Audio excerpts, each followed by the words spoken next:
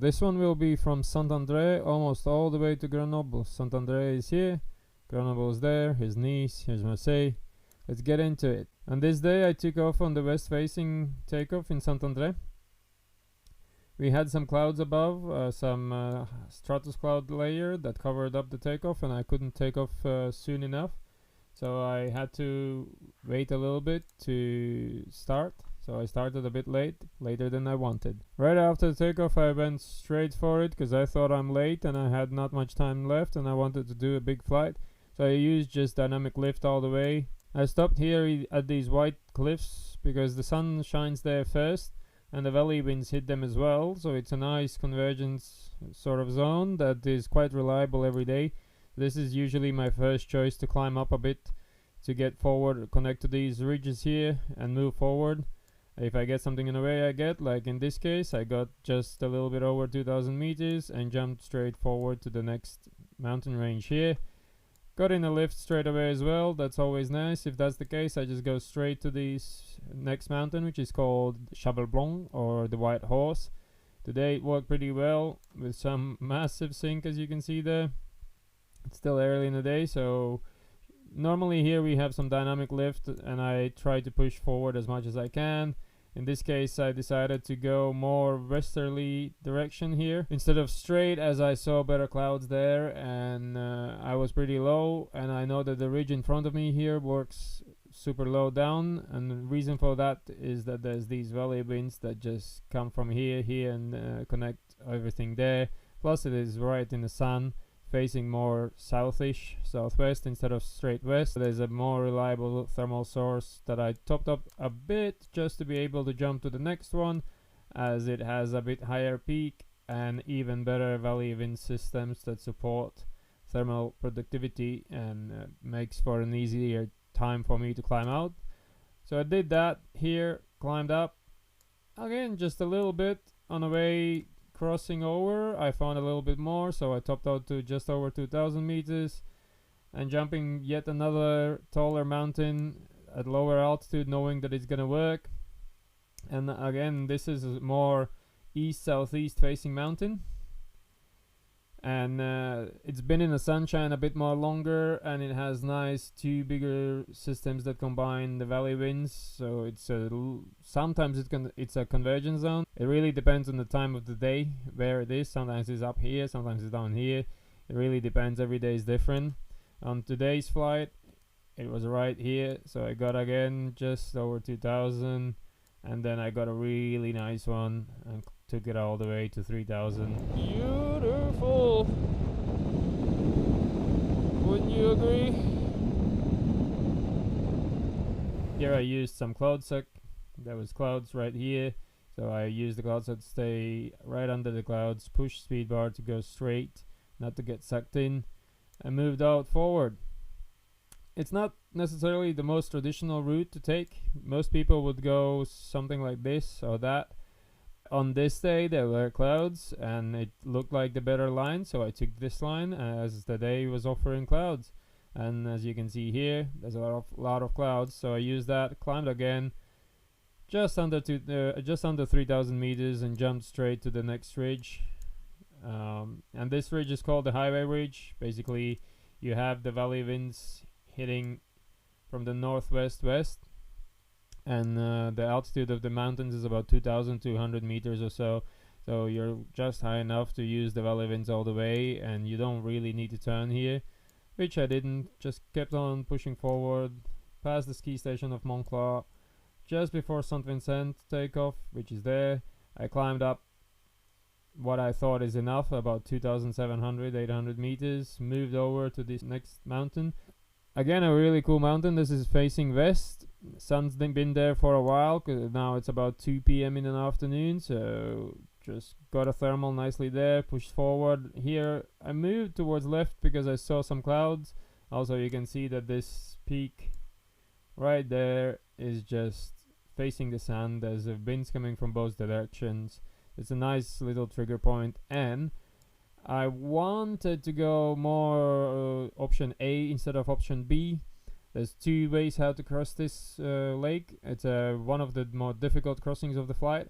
Most people take B because it's always reliable. The valley winds come in, right, hits it, sun is there, so it always works. If you go take option A, it's a bit more tricky because it can be washed out. If the winds are strong, they will push away all the thermal activity and you will be washed down. I've done this a few times, attempted option A and now option B, and it always worked with option B, but I've landed out on option A quite a few times. The reason I took option A now is because I was high enough, or so I thought, plus it's a faster option, and I got right in the thermal there, and the winds wasn't too strong yet, so it worked pretty nicely. Here you can go straight all the way, but I was trying to be conservative and not push too much because I bombed out the days before quite a few times, so I topped out just a little bit, just shy over 3000 to make sure I have enough glide and because I topped out on this place here at 3100, I skipped this thermal altogether just to save some time, just to move forward faster. The day was working. I knew for a fact that this area here will work. I got a bit of discouraged here because it was a big thing there, but then the dynamic of the mountains worked and I just kept pushing forward. Another cool ridge that has dynamic lift quite often and depends on the wind directions. There can be multiple different options how it does. In this day, at this moment, it was more like this. It kept me up pretty good. I topped out a little bit there, didn't really need to, but I wanted to just make sure I don't get stuck scratching. And here we go, topped up again a little bit to 2.7, 2.8.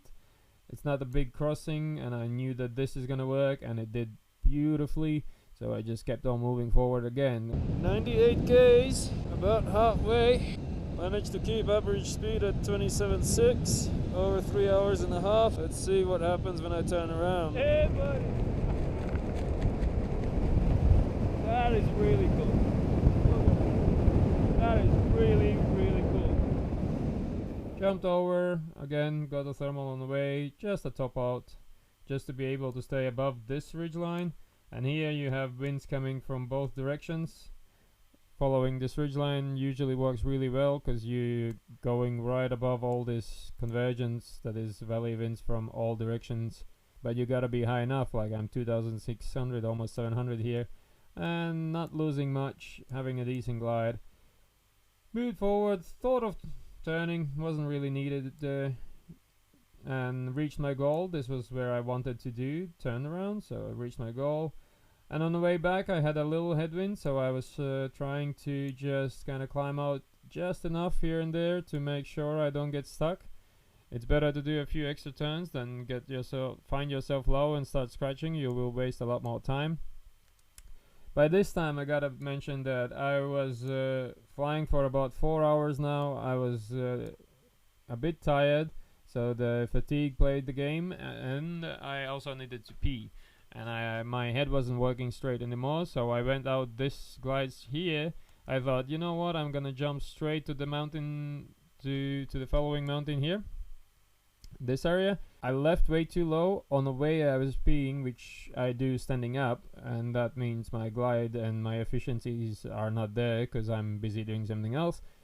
And halfway or so I decided, you know what, that is too risky. There might not be enough wind here and I might get stuck there or land out. I better go back to this mountain that is nearby. It is in the valley wind and it has to work pretty good. So I thought, alright, I'm gonna jump here, see what I can do. So I gained some height. Again, not really high, just 2200 or so, and pushed forward, and it worked. I really, judging by how easily I got up here with a dynamic lift, I could have just gone straight and not waste that time, but I didn't want to risk bumming out, so I decided to do it this way. Not maybe the best decision, but sometimes I do these calls that make it safer instead of faster. And here just a nice light lift, again just to top up to make sure I make a decent glide over so I don't get stuck low. And here it's again just dynamic lift, a bit of a climb just to make sure I don't get stuck. Didn't need that climb, it's possible to just go straight here. And now that I knew that I need to do this big crossing over there, so I made sure I stayed here to climb out, and I milked it all the way as high as I could at the moment. made a mistake about an hour ago, lost half an hour on that. It's already 5 p.m. and I have another 75-80 kilometers to go. On this specific day I had the northerly winds helping me to come back, and I had a nice decent glide here.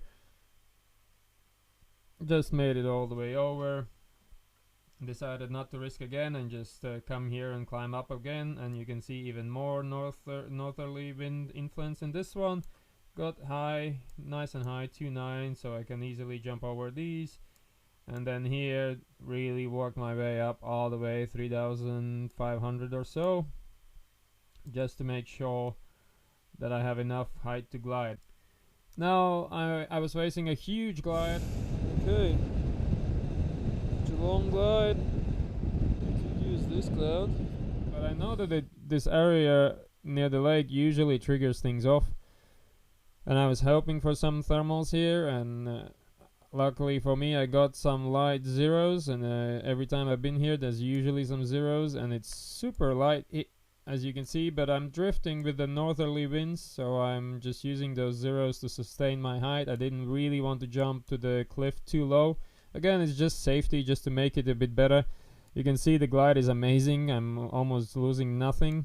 Again, got just a little bit of light lift to climb up, just to not to get stuck. And again, I knew I'm gonna have a big crossing again, and this is more of a crosswindish.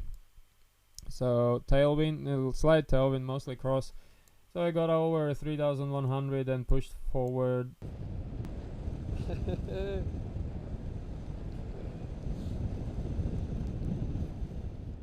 Up until this point everything's going good, and it's getting late, but with the westerly northwest winds this ridge again works just magically, and I just kept on pushing forward without a single turn. Here I thought I might just add a little bit of height, and then I realized I don't really need. It's working really good, and it was till I got to this place, and this was all in shadow. The clouds was covering. There was a lot of snow still on the mountains here, and just didn't work. It just completely stopped working. This was probably the closest place I got to losing the flight, and right there where on the track log it looks like I smashed in the ground, which is not true. Here's the video. This is crazy. So I passed that, and it's all in shadow here, dark, and I'm just kind of looking for whatever bubbles I can find in zeros, and nothing was really working. I was just kind of waiting there because I saw that the sunshine would be shining on this area, and soon it's gonna be open, and so I decided to move forward towards the sunshine, because sun is always better than shadow, and I thought that this ridge here should hold me up just enough, as I was getting some zeros there, and I really worked hard down low, and then once I got it I almost lost it, looked for it again, and then found a really good one, and here I was just making sure I'm gonna go all the way up. 7 in the evening. I chose a kind of a good line that usually works, but it didn't today. Ended up super low. Barely landed, but now climbing out. There was some clouds, so that's why the line is so weird. I was trying to follow the clouds, not super successfully, but it did work, the glide, and then I got a massive sink pretty decently, and sure enough it worked. So I just kind of tried to get some lift, wasn't really getting much of it, just making sure I don't get bummed out. Here's a little turns, just to stay height, just not to lose altitude. I could have probably just gone straight and connected to the ridge here, but I like to play it safe. It's late in the day, it's evening. As I reached the end of the ridge, I was a little impatient here. I could have gone a bit higher, possibly, but I was like, nah, I have pretty decent tailwind. I'm gonna have nice glide, which I got. That's really sweet glide, as the northerly winds were starting to push in more and more. This mountain usually works really good, but my mistake here was that on this one turn here, I turned downwind too much, and I actually got in the lee side, and I couldn't clear the mountain anymore. I was sinking like a rock, or at least so it felt at the time.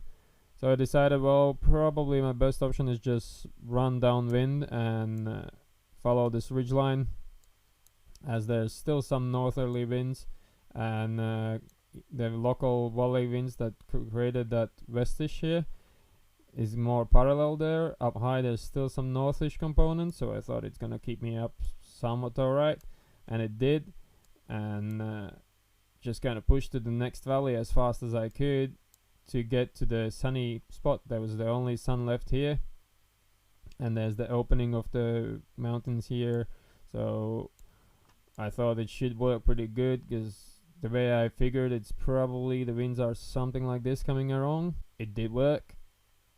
I managed to just kind of soar the mountain, got high enough, got a little thermal, just a convergence evening thing, just super light, and then evening convergence. Here we had some clouds above, little wispy things connected to the next mountain. That always works in Santander. This mountain works super late.